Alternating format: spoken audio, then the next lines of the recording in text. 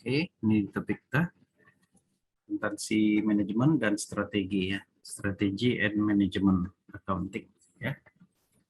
Jadi seperti yang kita sampaikan sebelumnya, bahwasanya akuntansi manajemen ini mengalami perkembangan yang sedemikian pesat ya. Kalau semula akuntansi manajemen itu hanya berperan sebagai penyedia informasi bagi pihak-pihak yang berada di dalam intern perusahaan, yaitu para manajer, baik manajer tingkat menengah, bawah maupun atas, untuk proses pengambilan keputusan. Tapi ternyata peran daripada akuntansi manajemen semakin meluas, ya, karena terjadinya berbagai perkembangan dalam hubungan bisnis, sehingga akhirnya akuntansi manajemen tidak hanya berperan dalam pemberian informasi untuk pengambilan keputusan bagi pihak manajemen, tetapi juga berperan dalam pemberian informasi untuk penyusunan strategi, dan bahkan pada tahun-tahun terakhir ini akuntan manajemen juga dilibatkan dalam menyusun strategi dan juga sekaligus membantu dalam implementasi strategi. Jadi perannya semakin meluas ya, sehingga pada akhirnya seorang akuntan manajemen kalau dulu itu hanya terbatas kemungkinan promosi jabatannya sampai ke CFO ya, yaitu Chief Financial Officer, maka dengan peran yang diberikan semakin luas kepada para akuntan manajemen ya, tidak tertutup kemungkinan dia akan bisa naik ke jenjang yang lebih tinggi sebagai CEO ya. Kenapa? Karena selama dia menjadi CFO, dia juga ikut terlibat dalam proses-proses manajemen tingkat atas ya, termasuk diantara penyusunan strategi ya. Oke, itu yang akan kita coba lihat pada hari ini ya. Kita akan mulai dari istilah strateginya dulu ya. Apa yang diartikan dengan strategi?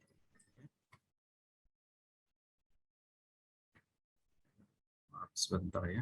Ada pula masuk. Halo, salam ya.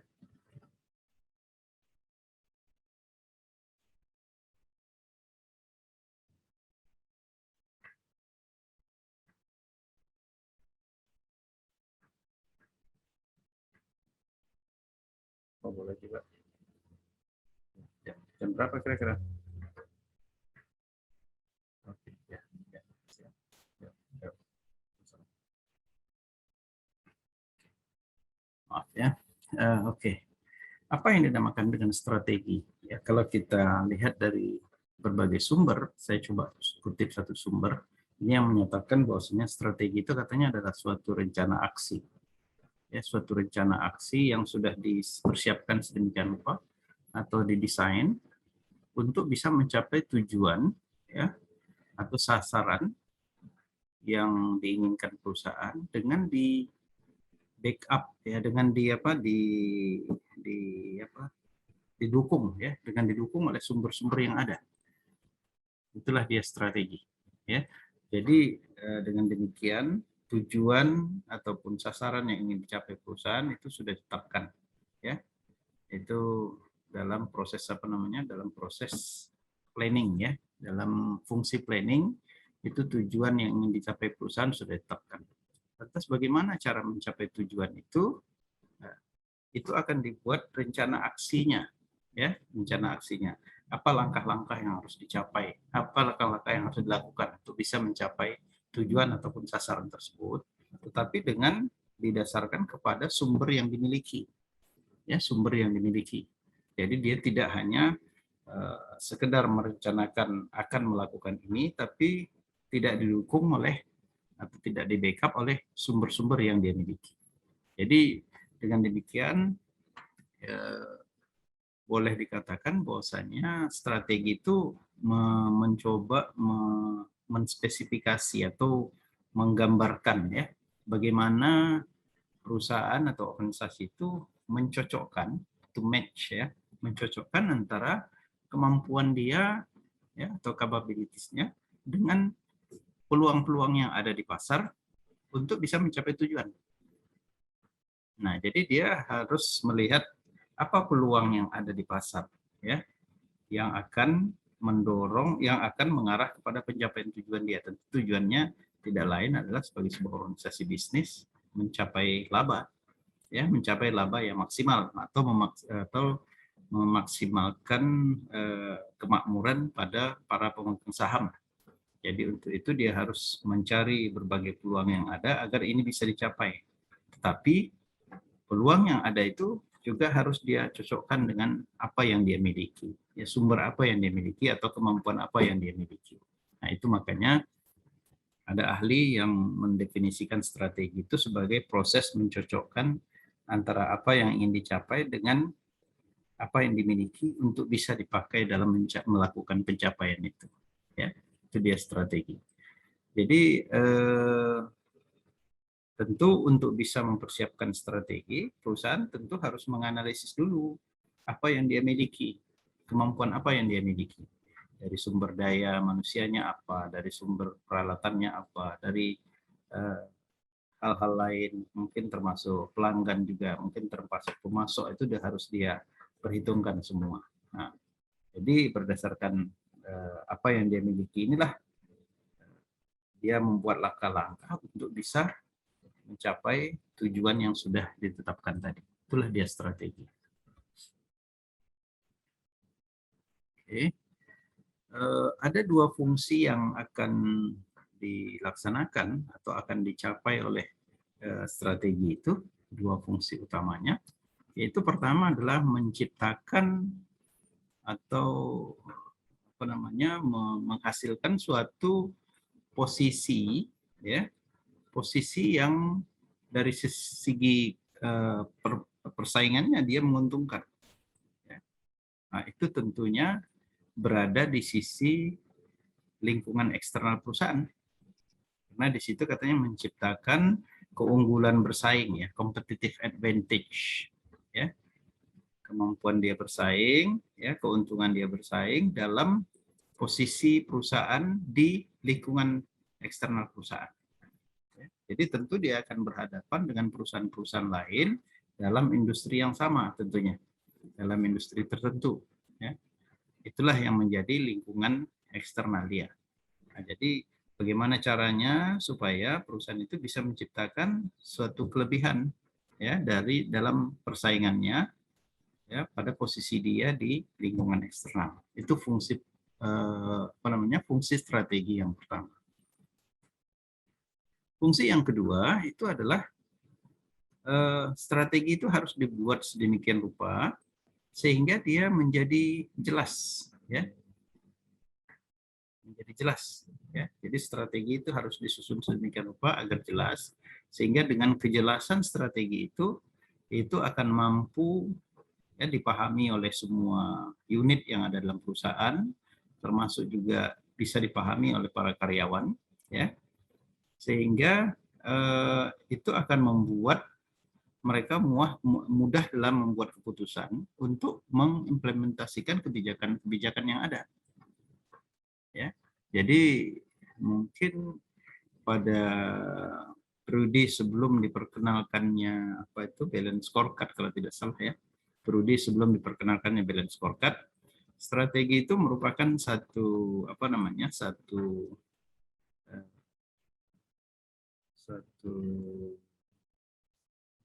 alat lah katakannya, satu alat atau satu fungsi yang dilaksanakan oleh manajemen puncak dan itu tidak diketahui oleh manajemen di bawahnya atau manajemen paling rendah. Jadi itu hanya konsumsi untuk manajemen tingkat tinggi. Ya, sehingga apa yang dilakukan oleh bawahan itu tergantung dari apa yang diminta oleh manajemen atas, ya. Tetapi setelah diperkenalkannya balance scorecard, ya, setelah diperkenalkannya balance scorecard, yang semula balance scorecard itu dimaksudkan untuk alat dalam mengevaluasi kinerja, tetapi belakangan sesudah dipelajari, dianalisis lebih lanjut, ternyata balance scorecard itu bisa dipakai sebagai alat untuk implementasi strategi. Maka dengan dengan dipergunakannya balance scorecard sebagai alat untuk implementasi strategi, maka strategi yang dibuat perusahaan itu harus dirancang sedemikian rupa, ya, jelas, dan itu harus bisa dipahami oleh semua. Jadi tidak hanya manajemen. Jadi dengan demikian strategi itu tidak hanya merupakan konsumsi dari manajemen puncak, tetapi juga harus dipahami sampai ke bawah. Sehingga apa yang mereka lakukan ya pada manajemen tingkat bawah atau termasuk juga karyawannya itu harus membuat tindakan-tindakan atau perilaku-perilaku yang mengarah pada mendukung pada strategi yang sudah dibuat tadi. Nah, jadi kalau seandainya itu tidak jelas, bagaimana bisa mereka melakukan tindakan-tindakan atau aktivitas yang bisa mendukung strategi. Nah, ini dia dua fungsi utama dari strategi itu. Ya. Pertama, bisa menciptakan situasi di mana perusahaan berada pada kondisi menguntungkan, ya, dalam persaingannya dengan perusahaan-perusahaan lain yang ada di lingkungan itu, ya, di lingkungan eksternalnya. Kemudian yang kedua, bagaimana supaya strategi itu bisa dipahami oleh semua komponen yang ada di dalam perusahaan. Jadi kalau strategi itu bisa dipahami oleh semua komponen yang ada dalam perusahaan, maka diharapkan semuanya itu akan melakukan tindakan yang sejalan dengan strategi yang sudah dibuat atau sudah dibangun. Itu dia, ya. Kemudian kita coba dulu melihat beberapa pendapat yang lain tentang strategi ini. Ini dia. Strategi itu adalah bagaimana caranya menentukan strategi perusahaan. Ya. Di sini katanya, jadi sebetulnya strategi itu adalah menentukan bagaimana, ya, how. Jadi yang dimaksud dengan strategi itu di dalamnya kita akan menentukan bagaimana perusahaan itu bertumbuh, bagaimana perusahaan itu berkembang. Maka itu akan bisa dilihat dari strategi. Ya. Lantas bagaimana perusahaan itu memperlakukan pelanggannya, artinya berlaku baik kepada para pelanggannya. Kemudian juga strategi akan bisa menunjukkan, ya, bagaimana kemampuan dia dalam menyaingi saingannya, rivalnya. Ya. Lalu strategi juga akan bisa menunjukkan bagaimana mereka atau perusahaan itu memanage atau mengelola fungsi-fungsi yang ada di dalam perusahaan itu. Ya. Fungsi-fungsi yang ada di dalam perusahaan, baik fungsi riset dan pengembangan, fungsi produksi, marketing, ya, human resource, ya, kemudian finance, dan juga fungsi-fungsi yang lain. Ya. Jadi kalau kita perhatikan di sini, yang diartikan dengan strategi itu adalah sesuatu yang dipersiapkan oleh perusahaan untuk bisa menjawab tentang bagaimana ini. Ada beberapa bagaimana, gitu ya. Ada berapa ini? Ada, ya, saya kira ada berapa itu? Ada 2, 4, 6 bagaimana, ya. Pertama, bagaimana perusahaan itu bisa tumbuh, semakin berkembang. Lalu bagaimana perusahaan itu berhubungan dengan pelanggannya sehingga pelanggannya bisa merasa nyaman. Kemudian bagaimana dia melakukan persaingan dengan rivalnya. Lalu bagaimana dia mengelola fungsi-fungsi yang ada di dalam perusahaan. Berarti kalau poin 1, ya, kalau how atau bagaimana, kalau bagaimana pertama ini mengembangkan perusahaan, bagaimana kedua itu terkait dengan eksternal, bagaimana ketiga itu terkait dengan eksternal juga, tapi enggak kamu terkait dengan internal, yaitu bagaimana mereka mengelola fungsi yang ada dalam perusahaan, ya, seluruh fungsi yang ada. Lalu juga bagaimana perusahaan itu merespon bereaksi terhadap perubahan-perubahan yang ada pada kondisi pasar terkait dengan eksternal, ya. Dan yang terakhir, ya, yang keenam, itu bagaimana mereka mencapai kinerja yang sudah ditargetkan.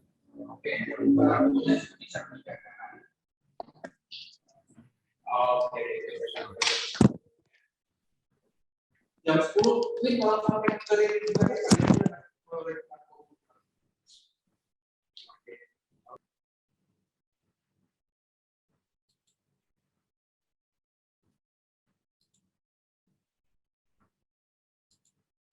Oke, sudah aman, tak ada lagi suara yang lain masuk, ya. Oke.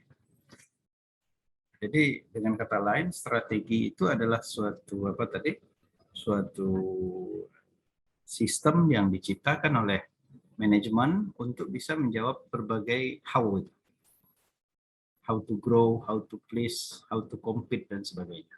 Ya. Jadi dengan kata lain, kalau sebuah strategi itu sudah dibangun oleh perusahaan, sudah dibangun oleh pihak manajemen, maka di sana akan bisa dijawab. Ya, akan bisa dijawab bagaimana perusahaan itu berkembang. Nah, itu berkembangnya tentu mungkin dengan memperluas pemasaran, ya, memperbanyak pelanggan, atau menciptakan produk-produk baru, ya, atau memperbaiki produk-produk yang sudah ada, maka di situ akan tergambar, ya. Kemudian bagaimana dia bersikap terhadap pelanggannya, ya. Kemudian bagaimana dia bersaing dengan rivalnya, lalu bagaimana masing-masing fungsi yang ada dalam perusahaan itu dilaksanakan atau dikelola, dan bagaimana dia bereaksi, ya, atau merespon perubahan dalam kondisi pasarnya. Jadi kalau ada perubahan pada kondisi pasar, nah bagaimana responnya? Kemudian yang terakhir adalah bagaimana cara agar kinerja yang ditargetkan itu bisa dicapai. Nah, ini dari sisi yang lain, ya. Jadi kalau begitu seperti yang kita lihat di sini, strategi itu adalah how to, ya. Strategi itu akan menunjukkan bagaimana ini, bagaimana itu, dan sebagainya. Ya. Oke. Apa tujuan daripada suatu strategi? Strategi katanya akan membantu perusahaan untuk meningkatkan cara, ya, bagaimana dia beroperasi dan bagaimana dia menentukan tujuan yang baru, ya, sebagai lawan dari tujuan-tujuan yang sudah dibuat secara sederhana atau tujuan-tujuan yang bersifat kaku atau tetap, sehingga atau tujuan-tujuan yang sudah ditetapkan perusahaan sebelumnya. Jadi artinya dengan strategi itu, kalau memang tujuan yang sudah ditetapkan itu tidak memungkinkan untuk dicapai, ya, tidak memungkinkan untuk dicapai, atau misalnya memang tujuan yang sudah ditetapkan itu terlalu mudah untuk dicapai, maka dengan adanya strategi, ya, perusahaan akan bisa memperbaiki, ya, dengan strategi itu untuk membuat suatu tujuan yang baru, ya, tujuan yang baru. Kalau seandainya dia tidak mungkin tercapai, dia akan bergeser ke yang lain, atau kalau seandainya itu terlalu mudah dicapai, maka dia akan mencoba membuat tujuan yang lebih baik lagi atau lebih kompleks lagi. Itu tujuan pertama dari strategi. Jadi dengan kata lain, dengan adanya strategi, tujuan-tujuan perusahaan itu akan bisa dimodifikasi, akan bisa disesuaikan, dan juga akan diharapkan bisa dicapai. Kemudian strategi itu adalah suatu pendekatan bisnis untuk menentukan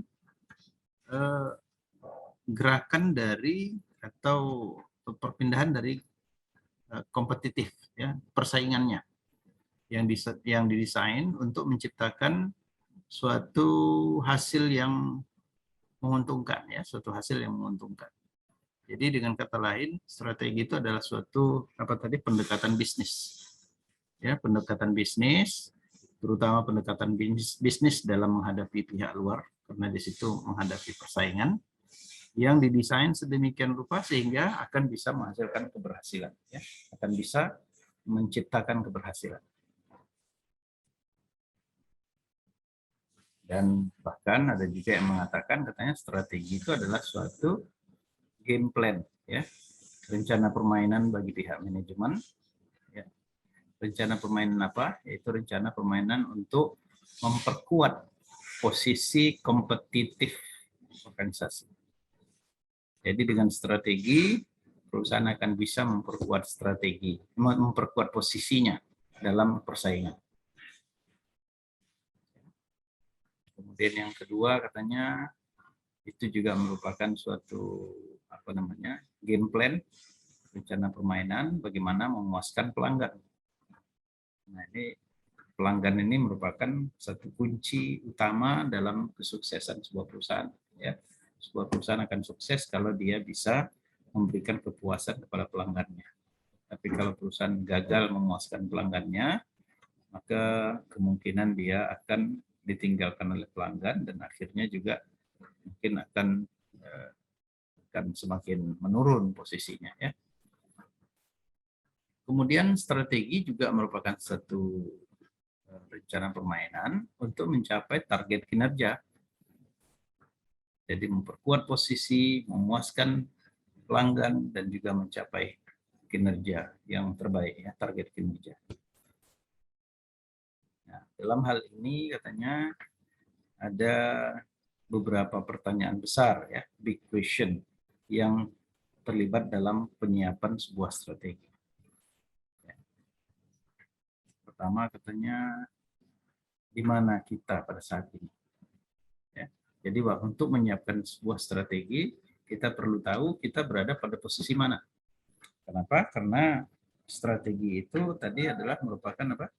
Merupakan rencana aksi ke depan untuk bisa mencapai tujuan yang sudah ditetapkan.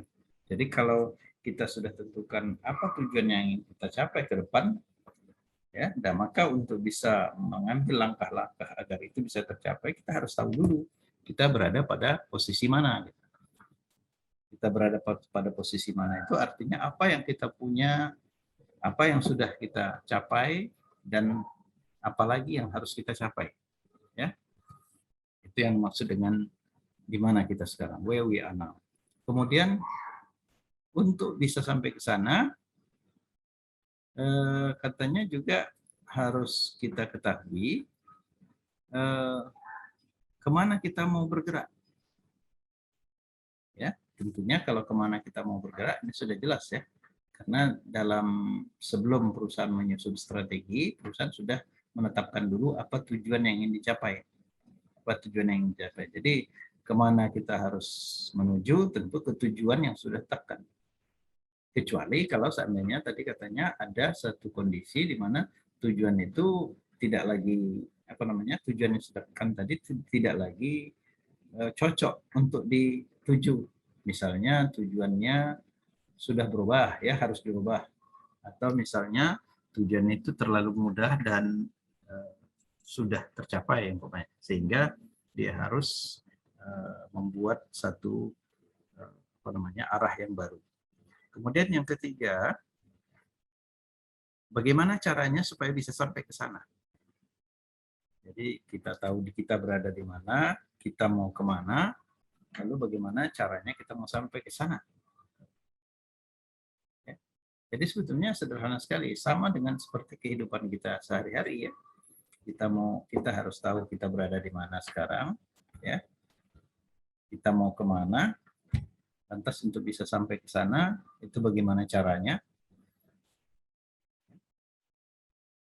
Lalu katanya yang terakhir adalah how do we know if we got there? Ya, bagaimana kita tahu bahwasanya kita sudah sampai?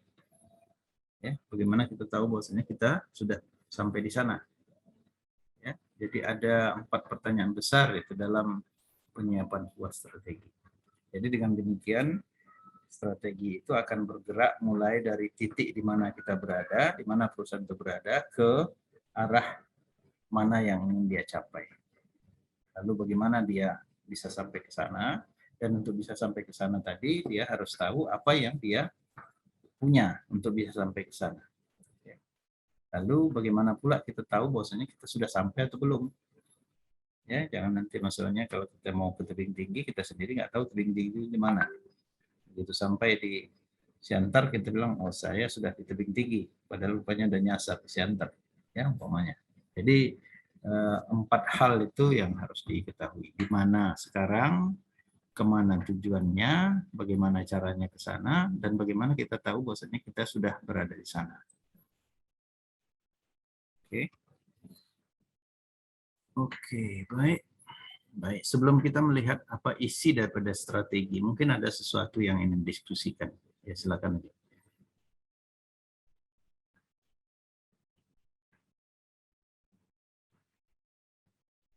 Jadi kita tadi baru melihat apa itu strategi, ya, dari gambaran kasar saja. Kemudian isinya itu yang akan kita lihat nanti lebih lanjut. Oke, tidak ada ya. Baik, kalau gitu kita terus saja membahas tentang apa isi dari suatu strategi.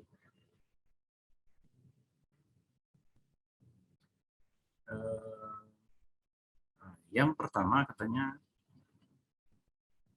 bagaimana cara memuaskan pelanggan. Ya, bagaimana cara memuaskan pelanggan. Itu isi dari strategi. Kok pelanggan yang harus dilihat duluan ya? Ya, karena pelanggan itu yang paling menentukan keberhasilan perusahaan. Ya. Dan apa yang kita lakukan terhadap pesaing kita dengan tujuan untuk bisa membuat agar pelanggan kita tidak lari kepada pesaing.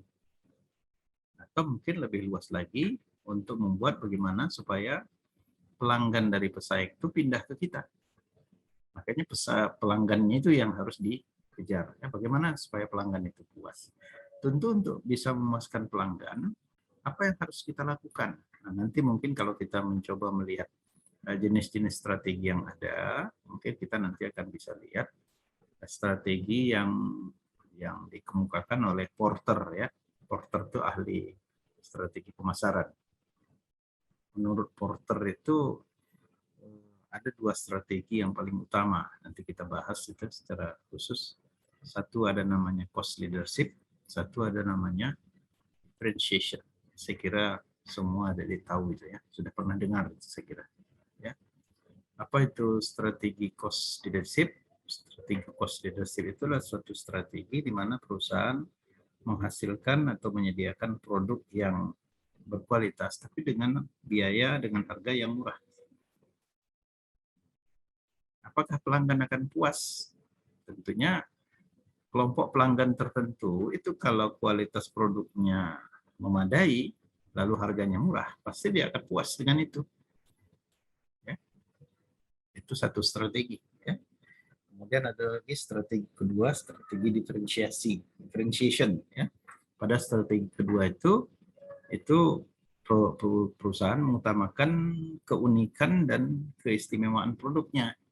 Jadi artinya dari sisi biaya dia mungkin tidak mempersoalkan, tetapi dari sisi keunikan dan keistimewaan produk yang dia tonjolkan. Ya. Jadi biasanya kalau kita mengacu pada kelas-kelas daripada pelanggan yang ada, itu biasanya pelanggan yang kelas pendapatannya menengah ke bawah itu lebih cenderung suka dengan strategi cost leadership. Ya, tapi pelanggan-pelanggan yang biasanya berpendapatan menengah ke atas itu biasanya akan terpuaskan dengan strategi diferensiasi. Ya. Oke, jadi di sini intinya strategi itu harus berisi satu langkah atau satu kebijakan-kebijakan yang dibuat perusahaan untuk bisa membuat pelanggannya puas. Ya, kalau pelanggan sudah puas dengan produk perusahaan, pelanggan sudah puas dengan pelayanan perusahaan, maka pelanggan itu akan menjadi pelanggan yang loyal. Ya, pelanggan loyal itu adalah pelanggan yang tidak mau berpindah kepada perusahaan lain, dia akan tetap bertahan pada perusahaan itu. Ya, sehingga kalau ada perusahaan itu menghasilkan produk-produk baru, itu dia nggak mikir-mikir lagi, ini kita ambil, karena memang selama ini mereka sudah puas dengan produk dan layanan yang diberikan oleh perusahaan. Ya, nah, bahkan katanya ada yang mengatakan bahwasanya kepuasan pelanggan itu tidak hanya bisa dijadikan sebagai alat bagaimana supaya pelanggan itu loyal tadi, tapi justru bisa dijadikan sebagai alat iklan ya, alat kampanye bagi perusahaan. Karena katanya biasanya pelanggan yang merasa puas dengan pelayanan perusahaan itu akan menyampaikan, akan berkomunikasi lagi dengan pelanggan-pelanggan potensial, ya, calon-calon pelanggan potensial yang lain tentang hal itu, dan itu akan sangat menguntungkan karena dia akan bisa menjadi alat iklan tanpa bayar, ya, alat iklan tanpa bayar. Ya, karena kalau seorang pelanggan itu menceritakan bagaimana puasnya dia dengan produk yang diberikan perusahaan, bagaimana puasnya dia dengan pelayanan yang diberikan perusahaan, itu akan bisa mengundang calon pelanggan lain untuk masuk ke dalam. Ini manfaatnya memuaskan pelanggan. Jadi oleh sebab itu, bagaimana caranya perusahaan membuat pelanggan itu puas, itu akan masuk dalam bagian atau komponen yang harus ada dalam sebuah strategi. Yang kedua, bagaimana perusahaan itu tumbuh. Nah, tumbuh itu tentu menjadi lebih besar, baik besar dari sisi ukuran perusahaan maupun juga lebih besar dari sisi pendapatannya. Ya. Nah, bagaimana caranya perusahaan itu bisa tumbuh? Nah, ini nanti mungkin kita akan lihat ada yang disebut dengan pertumbuhan secara internal atau secara alamiah, ada juga pertumbuhan yang dilakukan dengan cara bergabung atau membuat aliansi dengan kelompok-kelompok lain. Ya, nanti kita lihat. Ya. Jadi di sini juga akan ditunjukkan bagaimana caranya perusahaan itu bisa tumbuh. Ya, oke. Ini dia ada pertumbuhan secara organik. Ya. Organik ini artinya dia tumbuh berdasarkan kemampuan yang ada dalam perusahaan. Ya, jadi menggunakan menggunakan segala sesuatu yang ada dalam perusahaan, ya, secara tumbuh secara organik. Itu kan kalau kita kalau mengatakan organik itu kan erat kaitannya dengan pertumbuhan seperti sebuah tanaman, kan? Ya, jadi dia diberikan makanan yang cukup pada tanaman itu, ya, maka dia akan bertumbuh dengan baik. Ya, tentunya untuk itu barangkali disediakan pupuk, ya, maka pohon atau tanaman itu akan bisa tumbuh. Ya, jadi dia tumbuh dengan cara memoles, ya, memoles apa yang ada dalam perusahaan. Itu yang dikatakan bagaimana tumbuhnya perusahaan itu secara organik. Tetapi ada juga dengan cara akuisisi. Ya, jadi perusahaan bisa juga tumbuh secara akuisisi. Bagaimana yang secara akuisisi? Itu artinya sekarang dia kan misalnya sebuah perusahaan menghasilkan produk tertentu, ya, dia beroperasi di daerah Sumatera bagian utara. Misalnya Aceh, Sumatera Utara, sampai Sumatera Barat. Katakanlah itulah daerah operasinya. Ya. Lantas dia ingin tumbuh lagi, ingin berkembang lagi, sehingga dia harapkan seluruh Sumatera itu dia pegang. Nah, mungkin dia mencoba mengembangkan dari Aceh, Sumatera Utara, dan Sumatera Barat tadi, dia coba tambah ke Riau, dia coba tambah ke, katakanlah, Sumatera Selatan. Ya, atau nggak usah sampai lah, Riau dan Jambi. Nah, bagaimana caranya untuk bisa masuk ke Riau dan Jambi? Nah, kalau dia dilakukan secara organik, tentu dia harus merintis untuk memperkenalkan produknya ke dua daerah tambahan tadi. Ya, kedua daerah tambahan tadi. Dan itu tidaklah secara mudah bisa dilakukan. Apalagi kalau seandainya produk yang dia hasilkan itu juga ada dihasilkan atau dipasarkan oleh perusahaan lain, ya, di daerah yang akan dia masuki. Ya, jadi itu tidak mudah, ya, karena dua daerah yang akan dia masuki tadi, Jambi dan Riau, itu sudah dikuasai oleh perusahaan lain untuk produk yang sama. Nah, itu tentu akan sulit bagi dia, ya, secara organik. Cara yang paling mudah adalah dengan akuisisi. Perusahaan yang tadi beroperasi di daerah, di dua daerah itu diambil alih atau digabungkan. Sehingga akhirnya perusahaan yang mengambil alih itu akan menjadi berkembang. Itu makanya kalau di S1 itu ada mata kuliah akuntansi keuangan lanjutan ya. Di situ ada kombinasi bisnis, dan salah satu bentuk kombinasi bisnis itu adalah akuisisi perusahaan lain. Dengan akuisisi, maka yang jelasnya aset yang dimiliki perusahaan yang mengakuisisi itu akan bertambah dengan masuknya aset dari perusahaan yang lain itu. Termasuk juga tentu penjualannya. Karena penjualannya selama ini hanya dilakukan di daerah apa tadi, Sumatera Utara, Aceh, Sumatera Utara, dan Sumatera Barat, itu akan meluas sampai ke Riau dan Jambi. Ya, itu dengan akuisisi. Ya, jadi ada dua itu cara bertumbuhnya perusahaan. Ada yang bertumbuh secara organik, ada yang bertumbuh secara akuisisi. Ya. Jadi kalau ke tanaman barangkali kalau tumbuh secara organik itu kita berikan pupuk, ya. Tetapi kalau akuisisi mungkin ya tidak di apa namanya, tidak berupa tambahan pupuk, tapi berupa ditambah tanamannya satu pohon lagi gitu.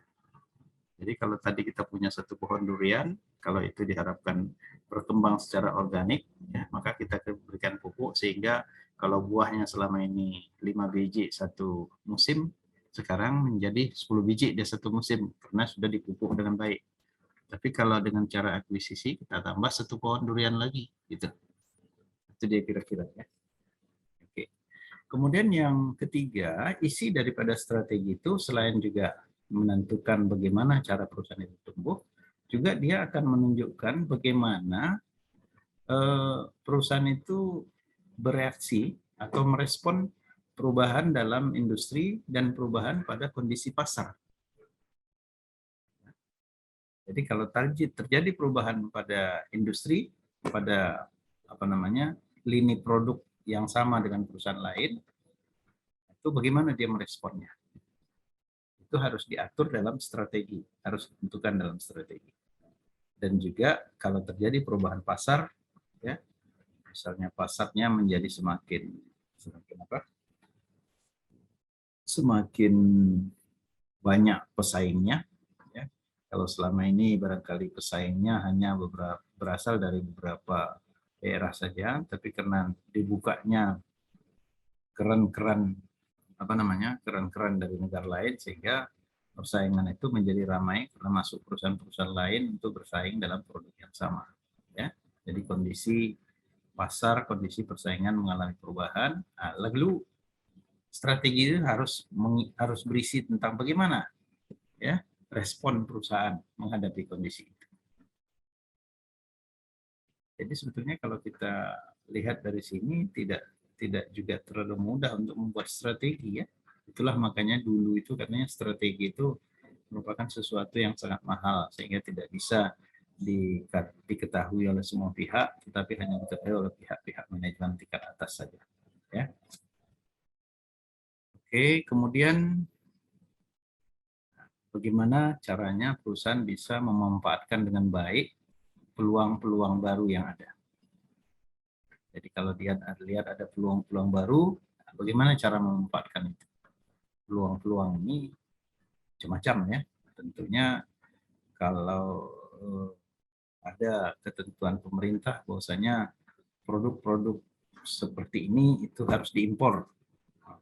Lantas bagi perusahaan importir itu akan muncul satu peluang. Nah, bagaimana memanfaatkan peluang yang ada itu? Atau misalnya ada kebijakan pemerintah bahwasanya untuk industri jenis ini itu hanya terbuka pada investor dalam negeri, investor luar negeri tidak boleh. Jadi perusahaan-perusahaan yang memang basisnya di dalam negeri itu akan memiliki peluang baru untuk untuk masuk, sehingga tingkat persaingan mereka mungkin tidak menjadi semakin rumit karena pihak luar tidak dibenarkan untuk masuk. Nah, ini juga kondisi-kondisi yang seperti ini, kemungkinan-kemungkinan seperti ini itu harus juga diatur di dalam strategi perusahaan. Ya. Sebentar ya. Ya. Ya. Sudah. Ya. Oke, alhamdulillah ya, baik. Saya akan transfer nanti malamnya. Ya. Ya.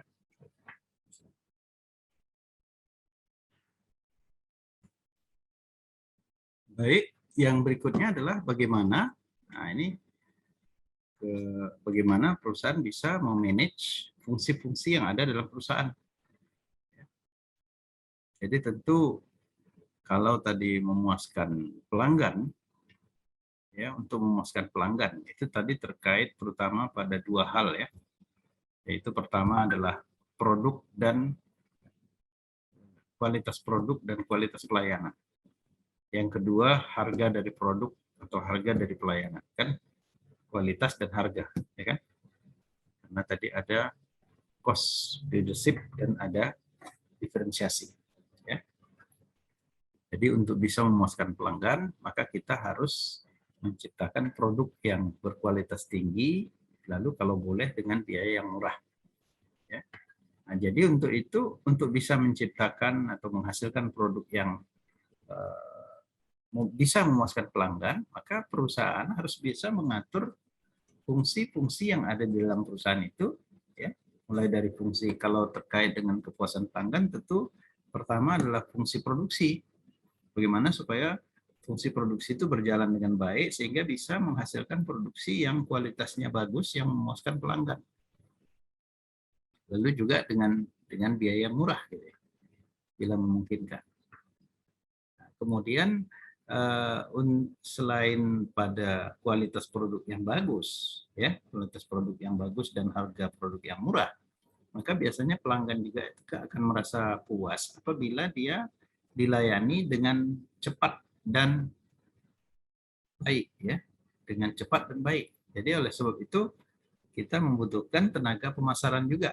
Jadi fungsi produksi di sini selain fungsi produksi, fungsi pemasaran juga harus di apa namanya, di manage demikian rupa sehingga bisa mengarah pada pemuasan pelanggan.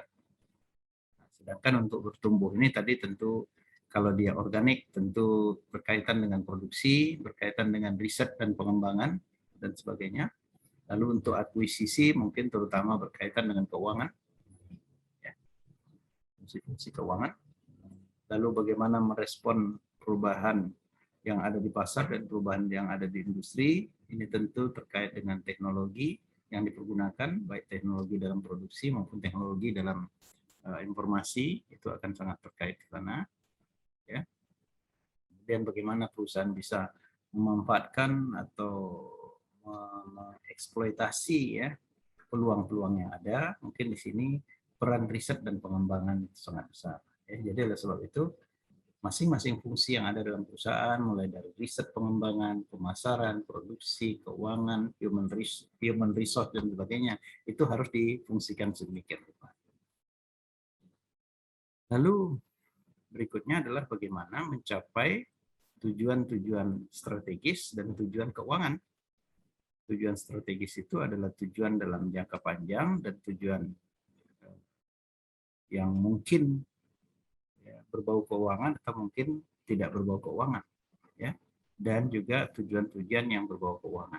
Tujuan yang berbau keuangan ini tentu laba, ya, laba, penjualan, peningkatan penjualan dan sebagainya. Kalau tujuan yang sifatnya strategi, misalnya bagaimana supaya pelanggan perusahaan semakin lama semakin bertambah, ya. Kemudian bagaimana daerah pemasaran perusahaan semakin lama semakin meluas, gitu ya. Oke, baik. Nah, inilah isi daripada strategi itu. Jadi kalau seandainya kita lihat, ya, tidaklah ini merupakan satu pekerjaan berat juga, ya, pekerjaan berat untuk menyusun sebuah strategi. Karena isinya itu kita lihat di situ bagaimana caranya, ya, 2, 4, ada 6, ya, ada 6 how yang harus diatasi. Jadi mungkin sejalan dengan tadi definisi kita bahwasanya strategi itu adalah berisi tentang how to, ya, bagaimana melakukan sesuatu. Oke, mungkin ada yang mau didiskusikan sebelum kita melanjut kepada jenis-jenis strategi yang ada dalam sebuah perusahaan.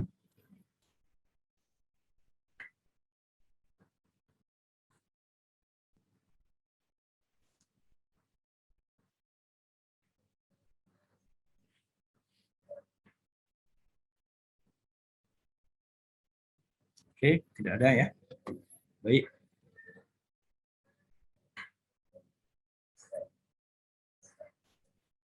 Kita lihat level atau tingkatan atau hierarki daripada satu strategi, ya. Di dalam sebuah perusahaan, ya, secara umum kita katakan ada 4 jenjang, ya. Ada 4 jenjang apa namanya? 4 jenjang strategi, dan dengan demikian juga ada 4 jenis strategi, gitu ya. Ada yang namanya corporate strategi, itu berada pada tingkat corporate, tingkat perusahaan secara keseluruhan, ya. Ada strategi bisnis, itu berkaitan dengan tingkat bisnis atau internal, ya, internal terutama. Kalau corporate itu arahnya eksternal semua, ya, tapi kalau bisnis itu ada aspek internalnya dan ada aspek internal, eksternal dan internalnya. Kemudian ada strategi tingkat fungsional. Ini tentu strategi di dalam, ya, fungsi, bagaimana fungsi-fungsi yang ada dalam perusahaan itu diperankan dengan baik. Jadi mungkin di sana nanti akan terlihatlah bagaimana fungsi strategi fungsi produksi agar bisa berjalan dengan lancar sehingga menghasilkan produk yang berkualitas baik dan sebagainya. Kemudian yang paling bawah itu adalah strategi operasional, ya. Strategi operasional. Kita coba lihat ini satu persatu. Kita mulai dari corporate strategy, ya. Jadi pada tingkat perusahaan, di situ ada corporate strategy dan tentu ada tadi apa, business strategi, ya. Beda corporate strategi dengan business strategi itu terutama kalau corporate itu arahnya terutama ke eksternal, ya. Oke, kita coba lihat di sini. Corporate strategi akan menentukan, ya. Corporate strategi akan menentukan pasar dan bisnis, pasar dan kegiatan bisnis di mana perusahaan itu akan beroperasi.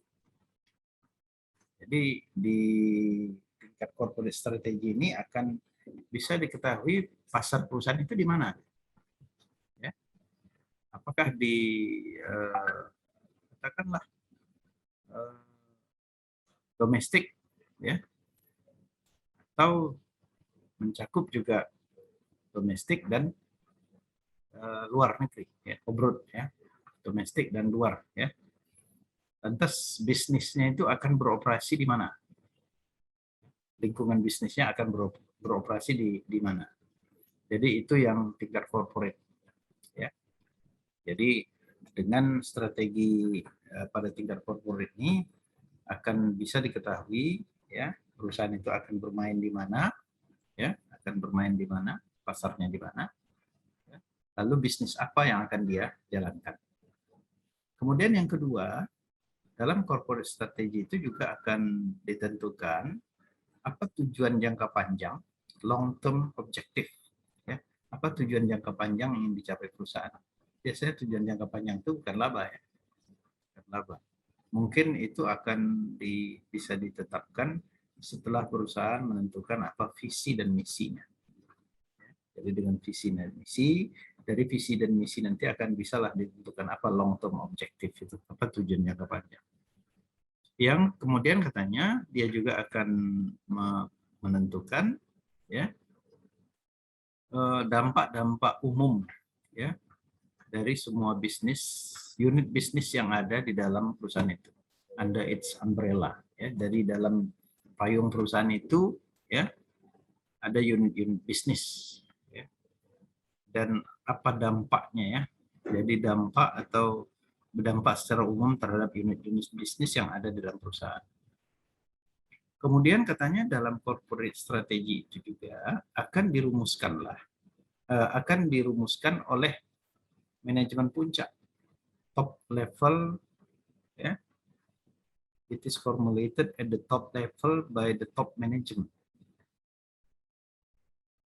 Ya, jadi pada perusahaan yang sudah terdiversifikasi, tahu itu perusahaan yang sudah terdiversifikasi, artinya perusahaannya sudah berkembang sedemikian rupa sehingga banyak unit-unit bisnis yang ada di dalamnya, dan dengan kondisi seperti itu, maka katanya yang akan merumuskan corporate strategy itu adalah top manajemennya pada tingkat yang paling tinggi. Misalnya katanya strategi yang menggambarkan bagaimana arah perusahaan secara umum, ya, dalam berbagai lini produk dan dalam berbagai lini bisnis yang ada. Ya. Arah perusahaan itu. Ya, arah perusahaan.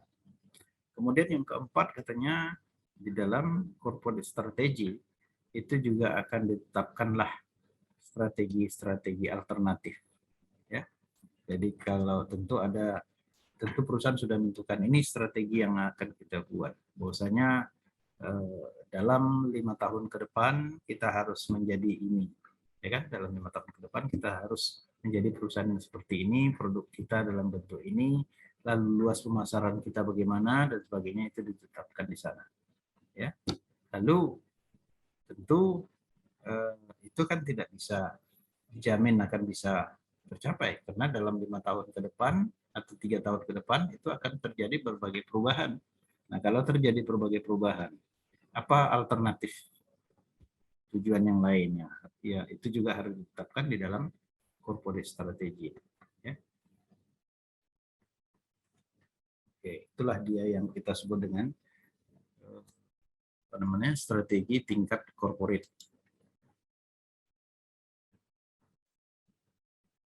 Oke.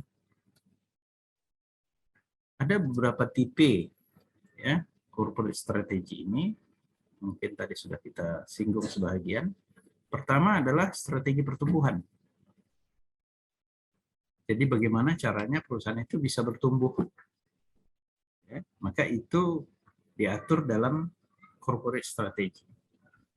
Ya, kalau kita kembali ke apa yang ditetapkan dalam corporate strategy tadi, itu adalah apa tujuan jangka panjang perusahaan, ya, dan bagaimana dampaknya terhadap unit bisnis yang ada dalam perusahaan itu akan menunjukkan bagaimana perusahaan itu bisa berkembang, ya, growth strategies. Jadi strategi berkembang. Bagaimana caranya perusahaan itu akan bisa berkembang? Tentu pertama penjualannya harus naik, ya, penjualannya harus bertambah. Jadi perusahaan yang kalau misalnya saudara melakukan sebuah riset, ya, lalu salah satu variabel yang diambil itu adalah pertumbuhan, maka di sana harus tentukan bagaimana mengukur pertumbuhan itu. Apakah pertumbuhannya diukur dari kenaikan jumlah aset atau mungkin kenaikan dalam jumlah penjualan. Ya, jadi di sini dari sisi strategi, ya, maka pertumbuhan perusahaan itu biasanya diukur dari penjualannya. Jadi kalau penjualannya bertambah atau meningkat, ya, maka itu artinya perusahaan sudah mengalami pertumbuhan. Begitu juga dengan peningkatan atau perluasan market share-nya. Tahu market share-nya? Bagian dia di pasar. Kalau bagian dia di pasar itu katakanlah selama ini 25%, ya, untuk produk itu. Nah, maka dengan strategi growth strategis itu, perusahaan harus mencari jalan atau menentukan langkah-langkah bagaimana supaya dalam setahun atau 2 tahun share itu bertambah lagi. Tidak hanya 25%, tapi misalnya meningkatlah jadi 26, 27, dan sebagainya. Nah, begitu juga strategi pertumbuhan itu akan diatur dengan peningkatan laba. Ya. Jadi sales-nya meningkat atau bagiannya di pasar atau market share-nya meningkat, begitu juga profitnya meningkat, itu adalah strategi pertumbuhan. Nah, untuk melakukan strategi pertumbuhan ini ada beberapa tipe yang bisa kita gunakan, tipe-tipe strateginya. Pertama adalah internal growth, itu yang tadi kita katakan apa, organik tadi ya, internal growth. Ya, jadi meningkatkan penjualan itu dengan cara ya, mungkin memperluas pasar, ya, memperluas pasar, atau menambah jumlah produk, menambah iklan, ya, atau memberikan apa tuh semacam diskon atau memberikan hadiah-hadiah kepada pembeli, ya, sehingga jumlah penjualannya akan meningkat. Ya, itu yang disebut dengan internal growth. Ya. Tapi bisa juga dengan conglomerate diversification, ya, konglomerasi, diversifikasi. Ya, jadi artinya produk apa namanya perusahaan itu didiversifikasi, ya, sehingga dia seolah beroperasi sendiri, tetapi itu masih tergabung dalam satu apa namanya kombinasi bisnis, ya. Kemudian dengan melakukan merger tadi dengan bergabung dengan perusahaan lain, ya. Ada merger, ada akuisisi, ya. Oke, mungkin ini kalau merger itu biasanya kalau tidak salah ada dua atau lebih perusahaan bergabung, kemudian muncul satu perusahaan baru, itu merger, ya. Oke. Kemudian ada aliansi strategis, ya, aliansi strategis. Ini juga merupakan satu tipe strategi yang dilakukan untuk bisa mencapai strategi pertumbuhan. Kemudian tipe yang kedua itu adalah restructuring strategis, strategi merestrukturisasi, ya, dilakukan restrukturisasi, ya. Jadi bukan pertumbuhan tapi dicoba disusun kembali strukturnya, ya. Yaitu katanya merubah, ya, apa namanya sejumlah tindakan dan juga keputusan, ya, yang luas, ya. Yaitu misalnya katanya mengganti hubungan, ya, changing relationship, mengganti hubungan kerja atau mengganti organisasi kerja. Tujuannya untuk apa? Untuk meningkatkan katanya efektivitas, ya. Dan katanya dengan restrukturisasi ini itu akan bisa memungkinkan perusahaan itu tumbuh, ya, mungkin juga menjadi stabil, ya. Atau mungkin sebaliknya di sini retrenchment. Retrenchment itu artinya lakukan pengurangan. Jadi restrukturisasi itu mungkin bisa dilakukan dengan memperbanyak apa tadi, memperbanyak fungsi-fungsi yang ada, atau justru mempersempit fungsi-fungsi yang ada. Kalau mempersempit itu yang disebut dengan retrenchment, ya, mengurangi. Jadi katanya yang mana yang bisa dipilih perusahaan tergantung kepada ya, bagaimana, ya, mengapa itu dipakai. Tentu kalau dia pakai apa namanya, pakai perubahan hubungan itu kenapa, ya. Kemudian perubahan komposisi kerja bagaimana, kenapa, ya. Kemudian juga dengan cara meningkatkan atau pertumbuhan atau menetapkan, ya, stability, tidak bertambah, ya, tetap saja, atau dengan cara pengurangan. Ini tentu ada alasan-alasannya, ya. Jadi tergantung katanya kepada mengapa itu dipakai, ya. Nah, ini adalah lawan daripada restructuring strategis, yaitu apa yang disebut dengan retrenchment strategis, yaitu pengurangan, ya, yaitu katanya mengurangi cost dan aktivitas. Itulah retrenchment.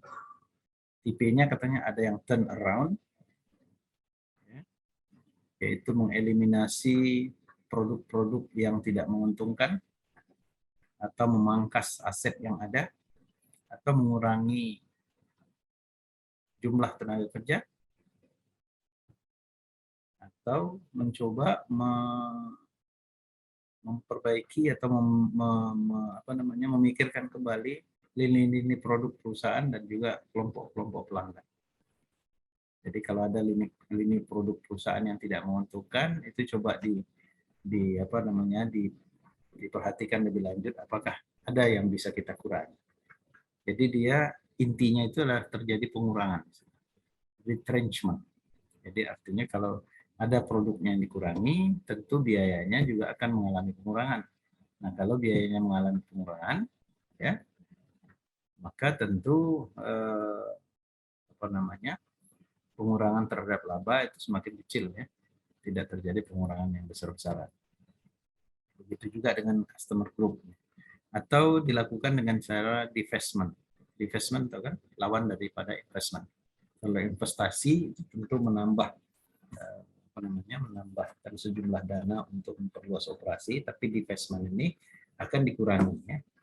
Misalnya katanya menjual salah satu unit bisnis yang ada, ya. Jadi banyak juga perusahaan yang kita lihat menjual unit-unit bisnis yang sudah ada pada dia, ya. Atau bahkan mungkin sebaliknya, bagi perusahaan yang berkembang itu dia akan membeli unit bisnis yang lain. Atau bahkan katanya pada kondisi yang sangat riskan, ini perusahaan harus melakukan likuidasi. Ini katanya disebut sebagai last resort strategi. Ini strategi yang terakhir, sudah kandas nih. Jadi artinya sudah dicoba tadi berbagai, tidak bisa juga, lalu dilakukan retrenchment.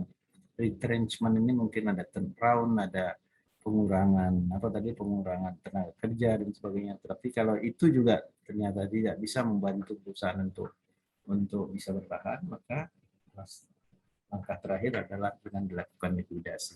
Likuidasi ini juga termasuk satu strategi yang disebut dengan retrenchment strategi. Dan strategi ini memang hanya berada pada tingkat corporate, ya, pada tingkat manajemen tertinggi di dalam perusahaan.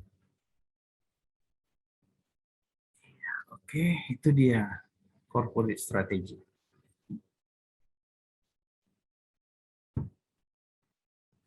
Baik, kemudian tipe atau jenis strategi yang kedua itu adalah business level strategi. Business level strategi ini adalah strategi yang ditetapkan sedemikian rupa yang ada kaitan dengan eksternal dan juga internal. Kalau corporate level tadi itu fokusnya terutama ke eksternal. Oke. Bisnis strategi itu akan menentukan dasar, ya, di mana perusahaan itu akan bersaing. Nah, kalau tadi corporate strategi itu menentukan di mana perusahaan itu akan beroperasi, produk apa yang harus dia hasilkan. Tetapi di sini dia akan menentukan di mana perusahaan itu akan bersaing. Jadi perusahaan-perusahaan apa yang akan dia hadapi. Jadi tentunya itu ada kaitannya dengan corporate level strategi tadi. Kalau corporate level strategi itu menentukan produk apa yang dia akan pasarkan, maka di sini, ya, dia akan melihat di mana dia akan memasarkan itu, sehingga dia akan menentukan bagaimana dia akan bersaing. Lalu katanya bisnis strategi ini disusun atau diformulasi oleh, ya, senior manager dari unit-unit yang ada, ya, dari unit yang ada. Biasanya sebuah perusahaan yang yang sudah berkembang, dia akan memiliki unit-unit tertentu, terutama apa yang kita sebut sebagai unit bisnis strategis, ya, unit bisnis strategi, yaitu unit-unit yang diberikan kewenangan luas sehingga dia akan bisa mencoba berkembang seperti sebuah perusahaan yang berdiri sendiri, tapi dia masih tetap dalam payung perusahaan secara keseluruhan, ya. Lalu katanya strategi ini menekankan kepada penguatan posisi saing, ya, posisi saing perusahaan baik dalam produk maupun dalam jasa. Ya. Jadi bagaimana caranya supaya perusahaan itu berada pada posisi yang kuat ya dalam bersaing. Kemudian yang ketiga ya, bisnis strategi ini katanya terdiri dari atau mengandung rencana-rencana aksi untuk para manajer ya dalam mengadopsi ya dalam ya itu katanya terdiri dari rencana-rencana aksi yang ditetapkan oleh para manajer dalam mempergunakan sumber yang dia miliki ya, kemudian mencoba mempergunakan ya kompetensi yang khusus ya, kompetensi yang spesial ya, distinctive competencies ya. Jadi kelebihan-kelebihan daripada manajer itu untuk mendapatkan posisi persaingan yang menguntungkan terhadap rivalnya, terhadap saingannya dan yang berada di pasar. Ya. Jadi mereka di dalam strategi bisnis ini akan ditentukanlah apa rencana-rencana yang harus dibuat agar posisi kita itu bisa lebih unggul dari posisi pesaing, terutama dengan didasarkan kepada sumber yang kita miliki dan juga kompetensi yang kita miliki. Oke, di sini katanya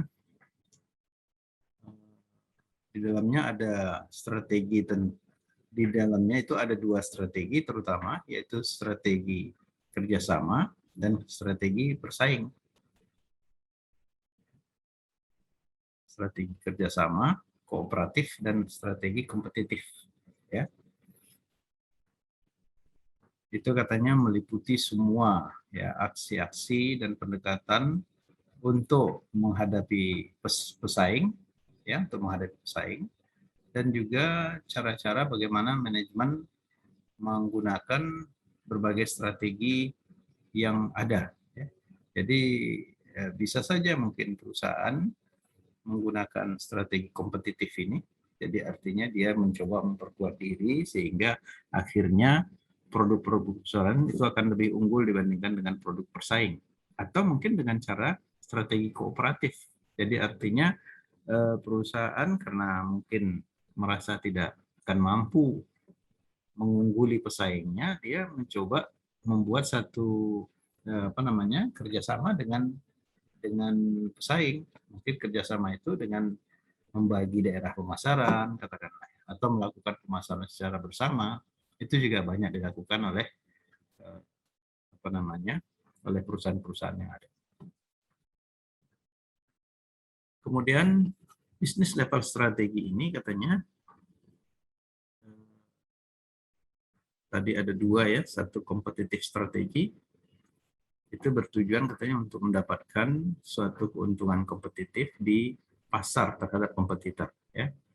Kemudian keuntungan kelebihan kompetitif itu datangnya biasanya katanya dari strategi yang membuat perusahaan itu unggul ya secara khusus di pasar. Misalnya katanya strategi kompetitif itu meliputi differentiation strategi, ini tadi ada kita singgung, atau low cost strategi, ini yang tadi kita katakan cost leadership, dan ada satu strategi yang berbeda dari differentiation dan low cost itu adalah fokus on market niche strategi.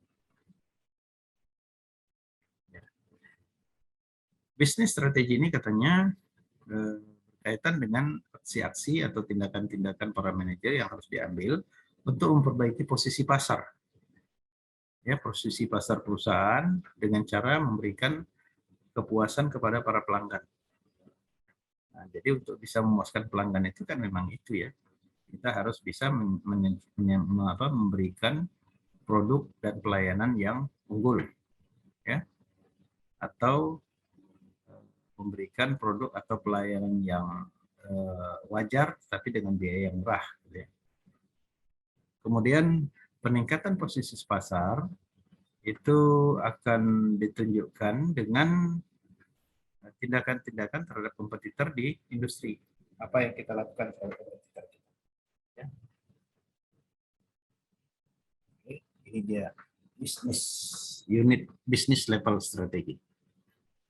Oke, mungkin kita akan coba lihat bisnis strategi tipe-tipe. Jadi ke sini begini. Nah, ini yang masuk dalam bisnis level strategi yang dikemukakan oleh Porter. Ya, ini disebut dengan generic strategis. Ya, generic strategis. Apa itu generic? Generic itu biasanya menggambarkan sesuatu yang murah, ya. Jadi yang sederhana. Jadi generic strategis ini dikemukakan oleh Porter itu pertama adalah tadi yang sudah kita sebut, ya, cost leadership strategy.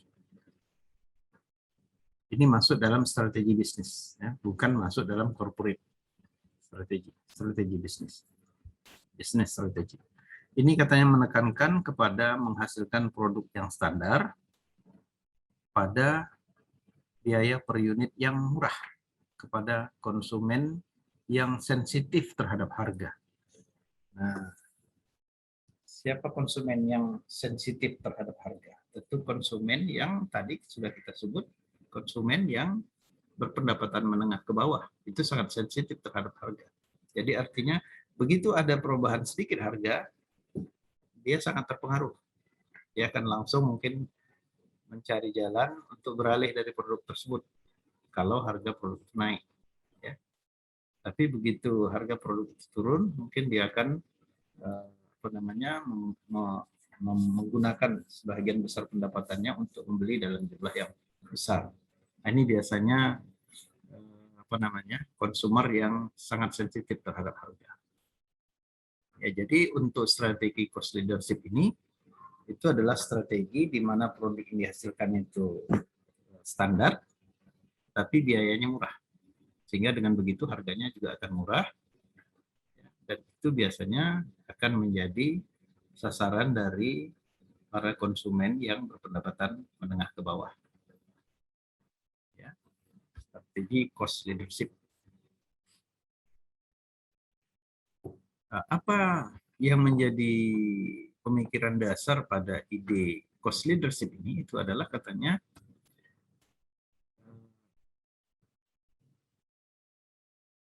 harga yang rendah dari kompetitor, atau kita menawarkan nilai produk yang baik, itu akan membuat bagian pasar kita bertambah. Begitu juga penjualan kita akan meningkat, dan itu akan mendorong kompetitor kita keluar dari pasar. Ya, jadi kalau kita sudah bersaing di pasar tertentu, ya, misalnya kita menghasilkan satu produk tertentu, di sana ada 4 pesaing yang kita bersaing. Atas kita coba terapkan strategi cost leadership. Ya. Jadi untuk menerapkan strategi cost leadership itu juga tidak terlalu mudah, ya. Perusahaan harus bisa membuat penghematan-penghematan di berbagai lini yang ada sehingga akhirnya biaya produksinya murah. Kalau biaya produksinya murah, maka harga jualnya bisa rendah, dan dengan harga jual yang rendah tapi kualitas produk itu masih standar, itu akan membuat penjualan kita bertambah, pasar kita juga bertambah, dan akhirnya secara tidak langsung kita mendorong pesaing kita keluar dari pasar. Nah, kalau dia sudah keluar dari pasar, ya sudah aman gitu. Jadi kalau tadi dalam persaingan itu ada empat pesaing, sekarang sudah tinggal 3, nah itu sudah semakin tidak tajam lagi persaingannya, ya. Ini ide dasarnya, ya. Dengan harga yang rendah, ya, bagi kompetitor, maka kita harapkan kompetitor itu kan keluar dari pasar itu, sehingga kita akan menjadi pemain utama di sana. Itulah kira-kira tujuan dilakukannya atau diterapkannya strategi cost leadership ini. Nah, bagaimana strategi ini bisa berjalan dengan baik? Katanya ketika pasar itu banyak dihuni, ya, atau banyak berisi pembeli-pembeli yang sensitif harga, price sensitive buyers. Nah, tadi sudah kita jelaskan ini.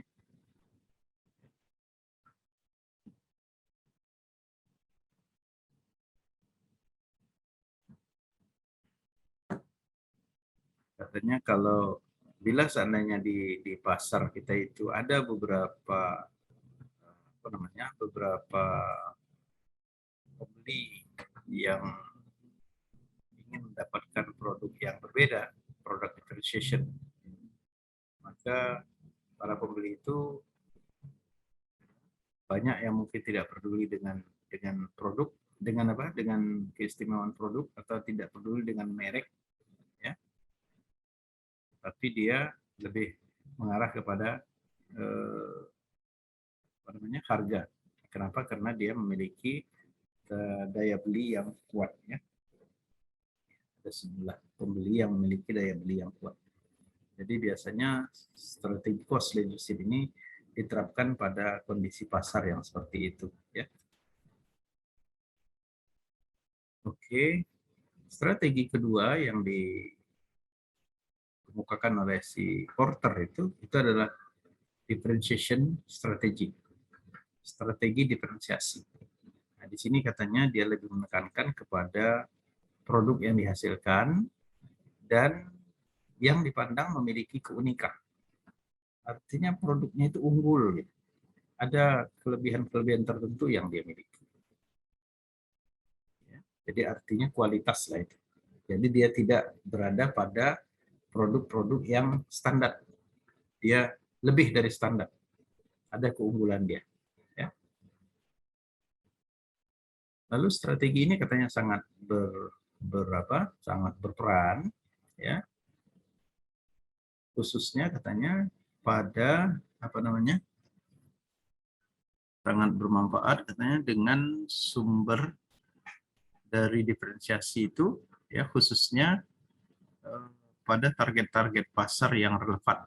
Jadi artinya ada pasar-pasar tertentu yang harus dimasuki kalau kita ingin menggunakan strategi diferensiasi. Jadi tidak semua pasar bisa masuk. Ya, tidak semua pasar bisa masuk.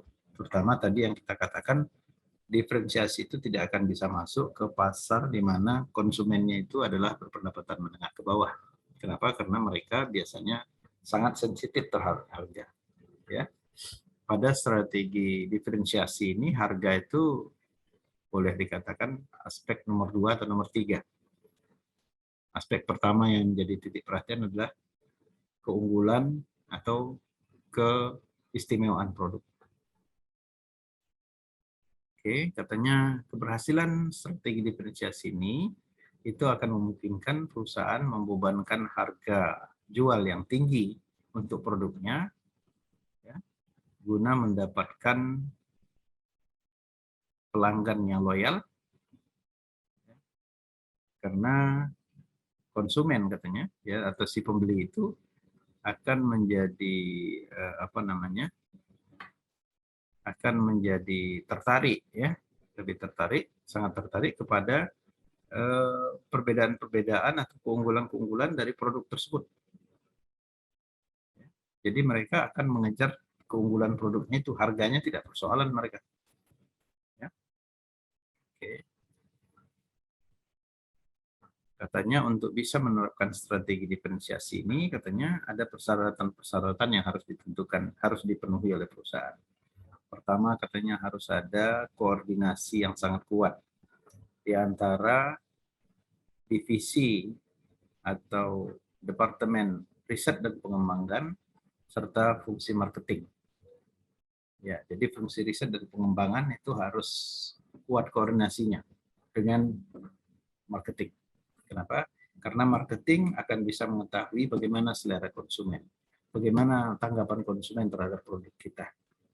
Dan itu apa yang didapatnya dari konsumen oleh si marketing itu akan diteruskan kepada riset dan pengembangan, sehingga riset dan pengembangan akan bisa membuat percobaan-percobaan, akan membuat penelitian-penelitian lebih lanjut, sehingga kualitas produk akan semakin tinggi ataupun keistimewaan produk itu semakin bertambah.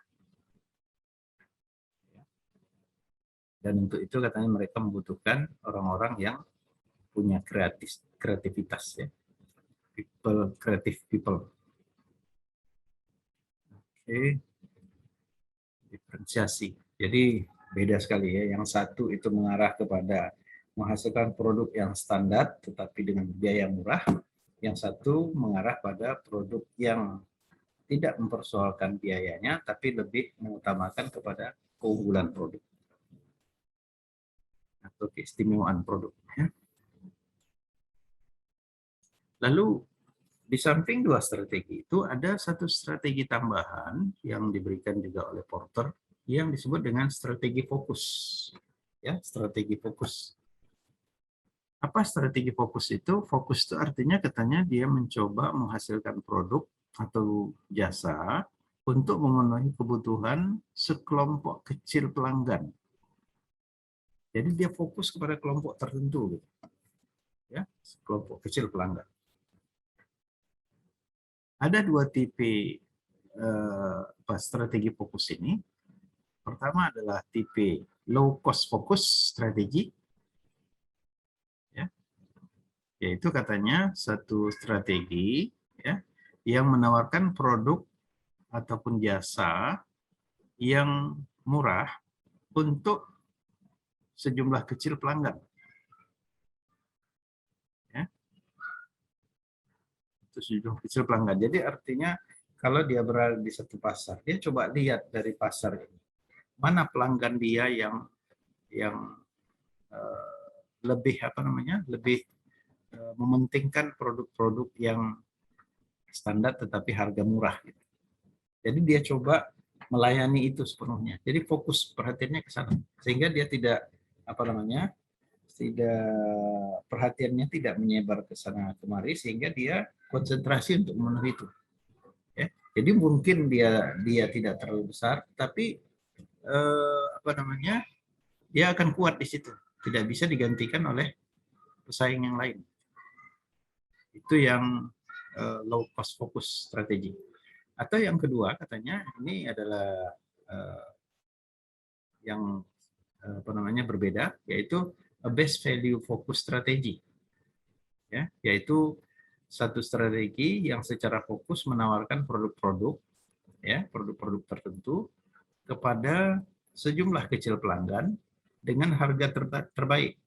Jadi harga di sini tinggi, ya. Oke, jadi yang kedua ini bahkan kadang sering disebut sebagai focus differentiation. Ya, jadi kalau low cost tadi ada ada tadi cost leadership, lalu ada sebagai pasangannya itu adalah low cost focus. Sedangkan strategi differentiation pasangannya itu adalah best value focus atau focus differentiation. Jadi focus differentiation ini atau juga low cost focus itu dia tidak menerapkan strateginya itu untuk keseluruhan pelanggan dia, tapi hanya diambil sejumlah pelanggan saja.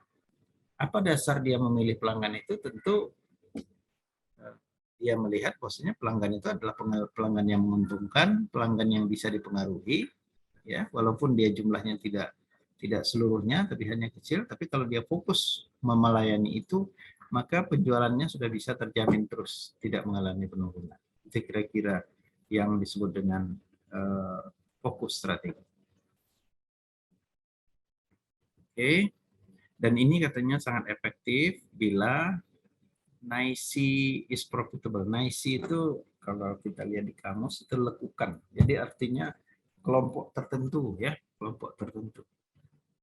Jadi kalau itu katanya diterapkan, maka kita harus mencari kelompok tertentu dari pelanggan itu yang menguntungkan, ya, yang menguntungkan dan bisa bertumbuh.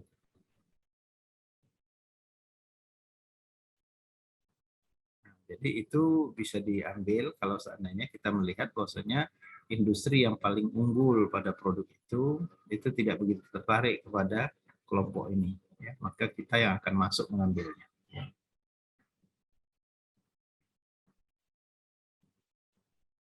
Oke, baik.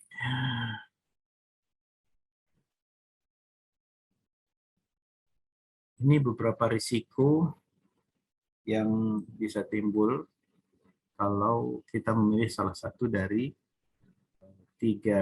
tiga strategi tadi. Jadi strategi itu tidak hanya bisa menghasilkan satu keuntungan atau manfaat bagi perusahaan, tetapi juga dia bisa mendatangkan risiko ya. Apa risikonya katanya kalau dia menerapkan cost leadership, risikonya di sini ada kompetitor imitate. Jadi artinya kompetitor kita akan meniru apa yang kita buat. Ya. Kemudian perubahan teknologi. Nah, kalau terjadi perubahan teknologi, maka kemungkinan cost leadership kita akan gagal. Artinya kenapa? Karena ada perubahan teknologi yang membuat mungkin biaya untuk menghasilkan produk itu lebih murah dari apa yang kita hasilkan sekarang. Ya. Atau mungkin apa namanya, dasar-dasar cost leadership yang lain ya, dasar cost leadership yang lain artinya ada biaya-biaya tertentu yang memang tidak kita bisa turunkan sama sekali sehingga itu akan membuat apa namanya, strategi cost leadership yang ingin kita terapkan itu tidak bisa berjalan ya.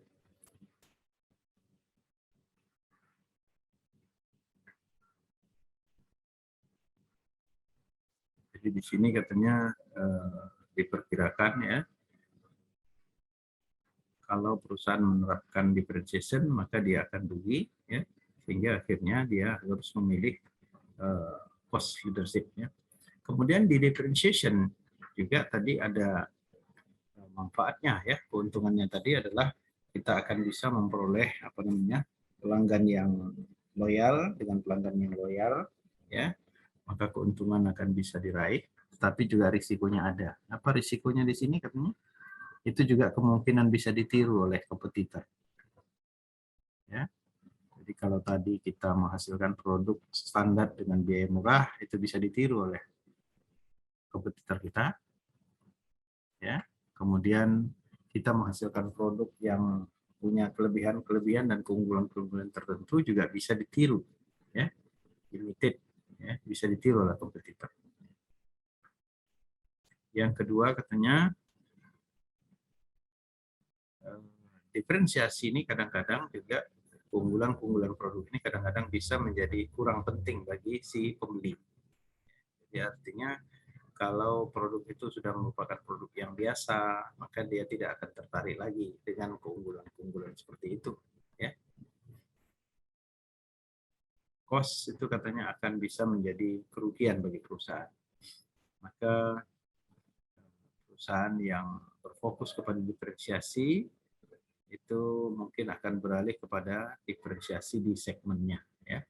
Kemudian untuk strategi fokus juga ada risikonya katanya. Strategi fokus itu ditiru, ya, ditiru dengan apa namanya? Dengan pertama katanya segmen target itu menjadi terstruktural dan tidak menarik. Ya. Apabila katanya strukturnya itu berubah, ya, kemudian permintaannya menjadi hilang, ya, sehingga akhirnya itu akan membuat strategi fokusnya tadi buyar, ya. Oke, jadi strategi itu bisa mendatangkan keuntungan, ya, tapi diharapkan memang mendatangkan keuntungan, tetapi risikonya juga ada. Jadi oleh sebab itu perusahaan harus mempertimbangkan mana risiko, mana strategi yang paling tepat untuk dipilih, yaitu strategi yang bisa menghasilkan yang cocok dengan situasi perusahaan sehingga akan menguntungkan, tetapi dengan risiko yang minimal. Ya. Oke. Kemudian baru kita ambil level yang ketiga. Ya. Level ketiga adalah strategi fungsional.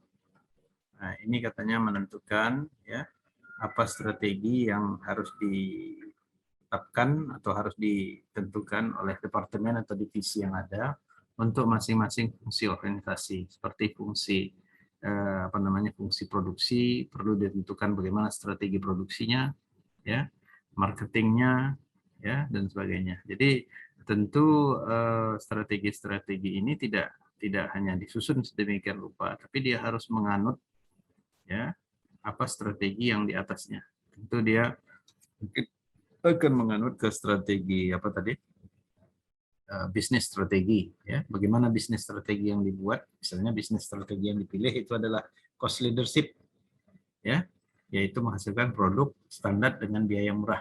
Nah, maka bagian produksi harus membuat strategi bagaimana caranya supaya proses produksi itu bisa dibuat sedemikian rupa dengan mudah, murah, ya, dan akhirnya menghasilkan produk yang standar, ya, tidak kalah tidak kalah kualitasnya, tetapi dengan biaya murah. Ya. Lalu katanya strategi ini ditekankan kepada fungsi-fungsi tertentu, ya, fungsi-fungsi tertentu di dalam organisasi, dan itu katanya diformulasi atau disusun untuk mencapai beberapa tujuan dari unit bisnis. Ya, misalnya katanya meningkatkan atau memaksimumkan produktivitas sumber-sumber daya yang ada. Ya, jadi kalau produktivitas karyawan atau produktivitas peralatan itu meningkat, maka itu akan menjadikan biaya mengalami penurunan. Ya, kalau biaya mengalami penurunan, tentu akan bisa mendukung strategi yang sudah dipilih oleh perusahaan, misalnya berupa strategi apa tadi, cost leadership. Ya. Kadang-kadang katanya fungsi strategi fungsional ini disebut juga dengan strategi departemen. Kenapa? Karena katanya masing-masing fungsi itu biasanya berupa departemen atau sebanding dengan departemen. Jadi fungsional strategi itu sama dengan departemental strategi. Ya.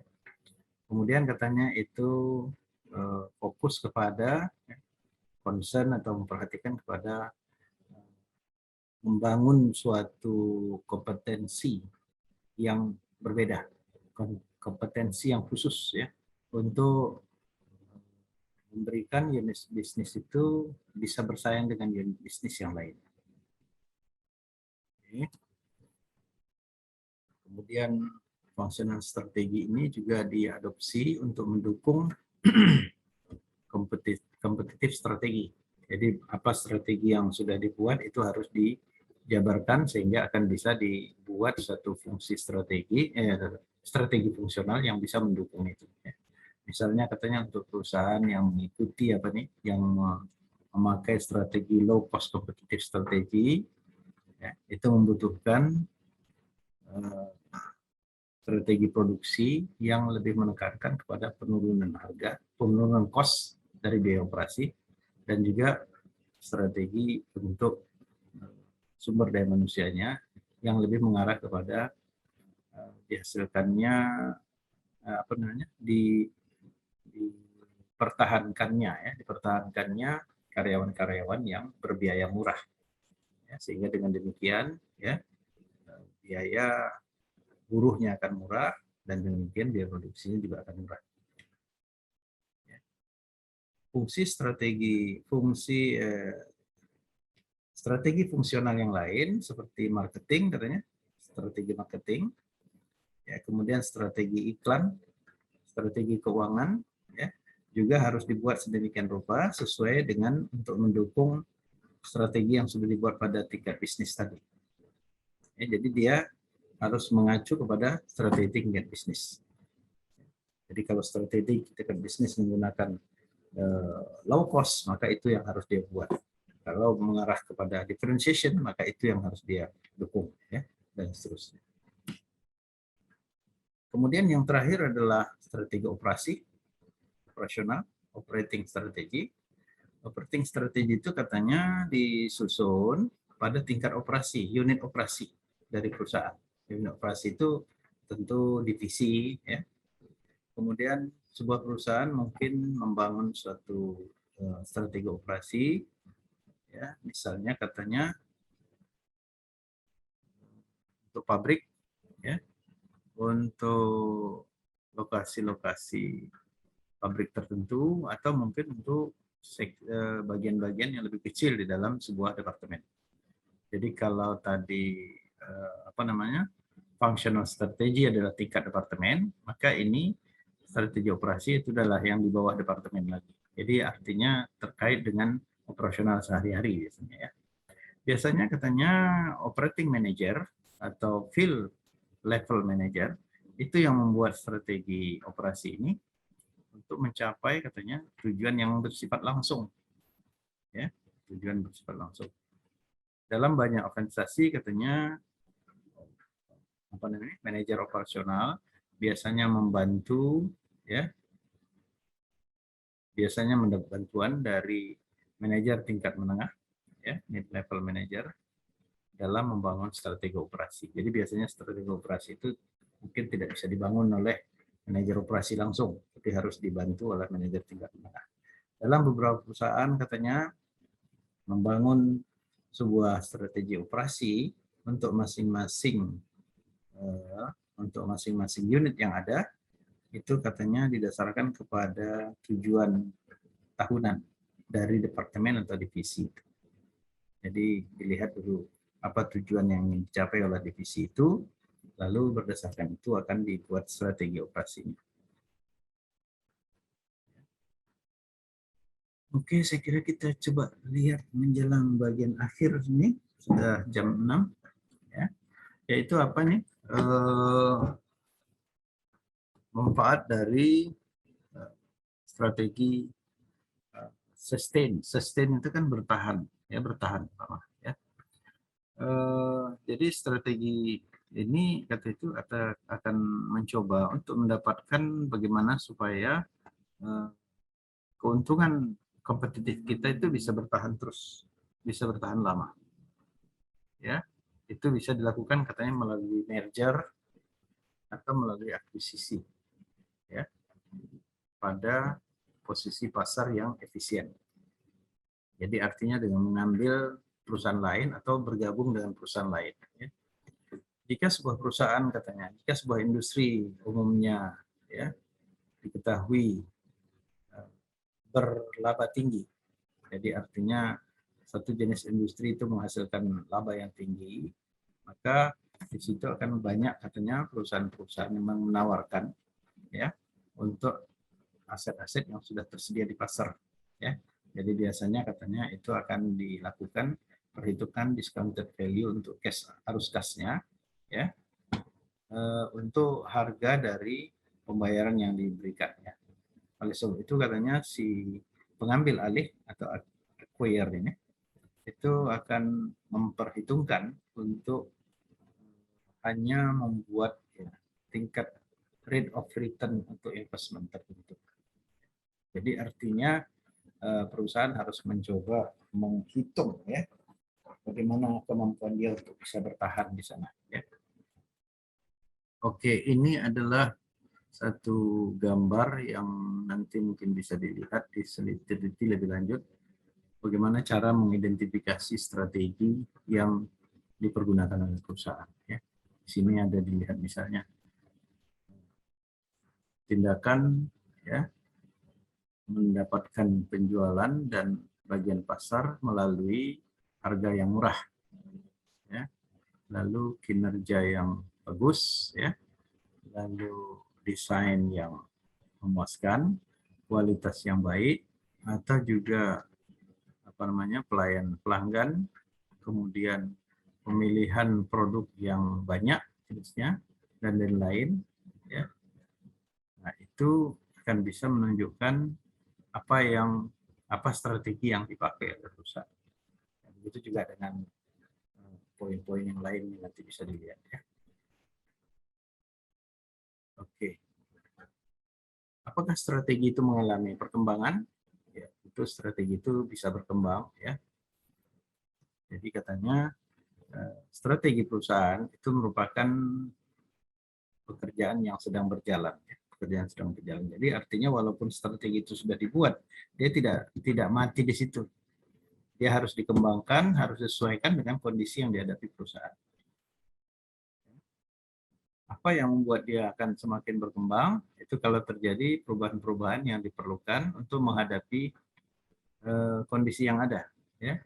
Perubahan yang diperlukan untuk bereaksi terhadap kalau ada kondisi krisis keuangan, maka strategi kita harus kita perbaiki sesuaikan dengan itu. Atau kalau seandainya ada masuknya kompetitor baru. Jadi kalau selama ini ada 10 kompetitor yang kita hadapi, sekarang ada masuk kompetitor baru lagi. Nah, maka dengan masuknya kompetitor baru, itu strategi persaingan akan berubah sehingga strategi tadi harus diperbaiki. Ya. Atau terjadinya perubahan dalam preferensi pelanggan. Keinginan pelanggan berubah. Nah, maka itu juga harus membuat strategi kita jadi berubah. Kemudian adanya kegagalan teknologi. Kalau ada terjadi kegagalan teknologi, maka tentu di situ strategi kita harus disesuaikan. Ya. Kemudian adanya peluang-peluang di pasar-pasar yang emerging. Emerging itu yang pasar yang muncul tiba-tiba ya. Ada peluang pasar yang muncul tiba-tiba. Dengan begitu kita harus mencoba menyesuaikan strategi kita sehingga kita bisa masuk ke sana atau memanfaatkan peluang itu.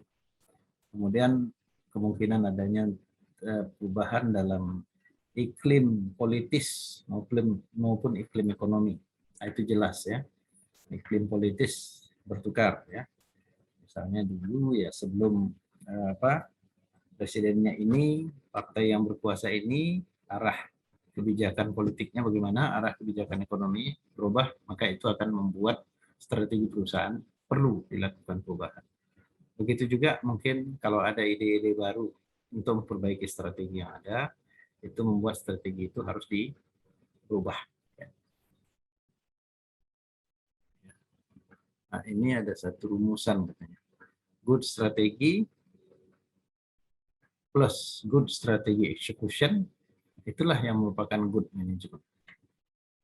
Jadi walaupun strategi itu sudah disusun sedemikian baiknya oleh pihak manajemen, kalau eksekusinya tidak baik, itu sia-sia. Ya, sia-sia. Tapi kalau eksekusinya dilakukan dengan baik, strateginya tidak disusun dengan baik, juga sia-sia. Jadi harus dua-duanya. Jadi disusun dulu strateginya dengan sebaik mungkin, baru implementasinya atau eksekusinya dilakukan dengan sebaik mungkin. Nah, katanya tugas untuk membangun dan untuk mengolah strategi dan melaksanakan dan mengeksekusi strategi itu merupakan fungsi dari manajemen. Di antara semua yang dilakukan oleh pihak manajer katanya tidak ada yang berdampak pada keberhasilan perusahaan ya atau kegagalan perusahaan. Tetapi yang paling mendasar daripada itu adalah baiknya tim daripada manajemen. Jadi dengan kata lain, strategi itu akan bisa berhasil kalau memang dia dibangun secara bersama. Secara bersama oleh pihak manajemen. Jadi kalau tadi kita katakan sebelum balance scorecard itu ditemukan, maka strategi itu hanya dibangun oleh pihak atasan lalu diimplementasikan yang bawah tidak memahami. Tapi di sini lebih ditekankan kepada tim ya, manajemen tim. Jadi artinya membangunnya harus dilakukan bersama-sama, dibangun dengan partisipasi semua pihak yang ada dalam perusahaan, kemudian itu dieksekusi bersama. Ya, ini tergantung pada arahan dari strukturisasi, kemudian membangun suatu strategi yang efektif, ya. Kemudian melaksanakan kebutuhan sesuai dengan yang dilakukan secara internal.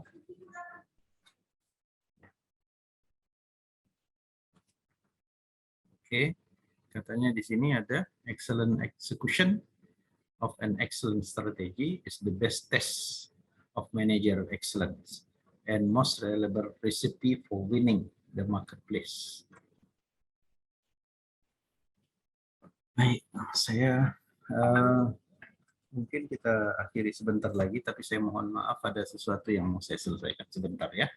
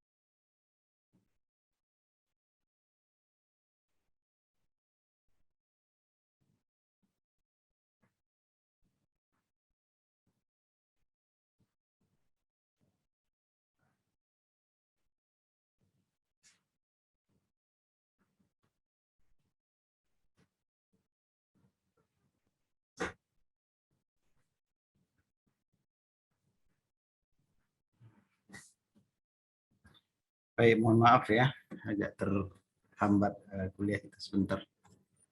Tapi ini memang sudah menjelang akhir ya. Saya kira bagian terakhir ini kita akan coba lihat bagaimana implementasi strategi ya. Nah, di sini katanya yang utama itu adalah menciptakan bagaimana supaya strategi itu cocok ya dengan pelaksanaannya ya. Jadi kita harus melaksanakan strategi yang sudah dibuat itu sesuai dengan kebutuhan yang ada disebut di sana ya. Kemudian eksekusi daripada strategi itu harus dilakukan secara efisien. Ya. Jadi artinya biayanya lebih murah ya, lalu efektif. Efektif artinya mencapai sasaran yang diinginkan. Lalu dia katanya harus bisa menghasilkan, harus bisa dilakukan sesuai dengan waktu yang diinginkan ya, tepat waktu. Jadi jangan strateginya terlambat ya. The most important fit katanya ya, yang paling cocok ya. Tadi kita katakan dia harus dicocokkan dengan berbagai kondisi, katanya yang paling utama harus dicocokkan itu adalah antara strategi dengan kemampuan organisasi. Jadi kemampuan organisasi itu harus diukur dan itu yang dicocokkan dengan strategi kita. Kemudian juga dengan struktur reward ya. Kemudian dicocokkan dengan sistem dukungan yang ada di internal perusahaan, lalu juga dengan budaya organisasi. Ya. Oke, jadi mungkin bagian akhir ini hanya menunjukkan tentang bagaimana peran daripada akuntansi manajemen. Ya.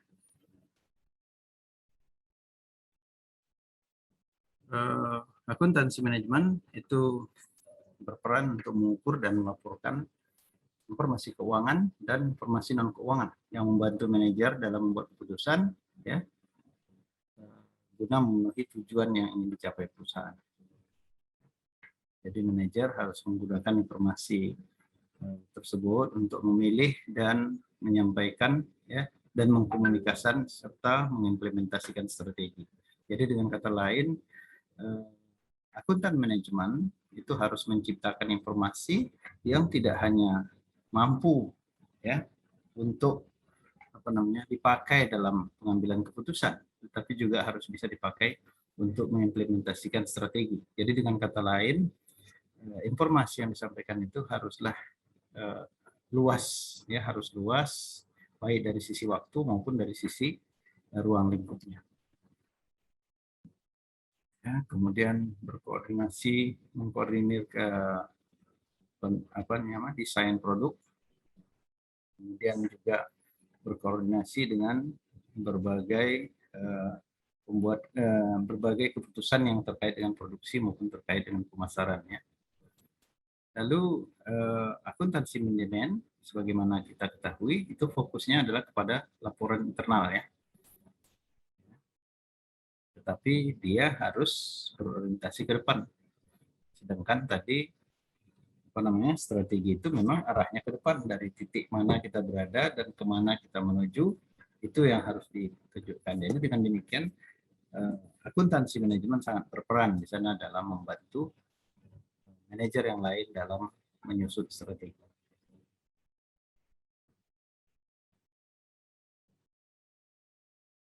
Oke, ya.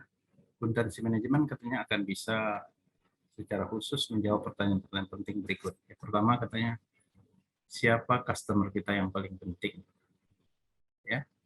Jadi dengan dijawab, dengan mampunya akuntansi manajemen menyediakan informasi siapa customer kita yang paling penting, maka di situ tentu akan mudah dalam menyusun strategi, karena salah satu inti dari strategi tadi adalah bagaimana kita memuaskan pelanggan, ya, bagaimana kita mengirimkan produk ke pelanggan, ya, itu di sana.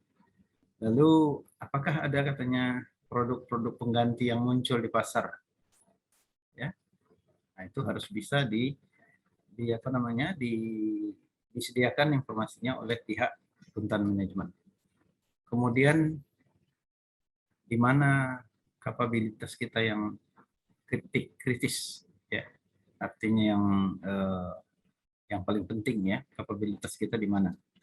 Kemudian seberapa banyak kas yang diperlukan untuk mendukung agar strategi itu bisa dilaksanakan. Ya, tentu juga mampu dipenuhi oleh akuntan manajemen ya, karena akuntan manajemen dia tidak hanya dia terutama adalah menyediakan apa informasi yang berkaitan dengan keuangan dan juga non keuangan. Jadi dengan demikian kalau poin-poin yang 1, 2, dan 3 tadi berkaitan dengan kondisi non keuangan, maka yang keempat ini adalah kondisi keuangan yang pasti bisa disediakan oleh pihak akuntan manajemen. Ya, ya. Ini menggambarkan bagaimana akuntan manajemen itu terlibat dalam penyiapan strategi. Ya. Ini contoh strategi. Kualitas produk dan jasa itu harus yang paling murah. Ini katanya diterapkan oleh perusahaan penerbangan WestJet. Kalau di Indonesia apa itu? Lion. Lion itu menggunakan apa? Strategi kualitas produk yang apa namanya? Kualitas pelayanan yang standar tetapi dengan biaya yang murah. Lalu strategi lain adalah keunikan produk atau jasa dengan harga yang mahal. Ini dianut oleh klub Blink. Kalau di Indonesia Garuda ini menganut ya. Nah, jadi ini yang cost leadership yang atas, yang bawah ini adalah differentiation. Akuntan manajemen memberikan informasi kepada pihak manajemen berupa siapa pelanggan dan siapa supplier kita.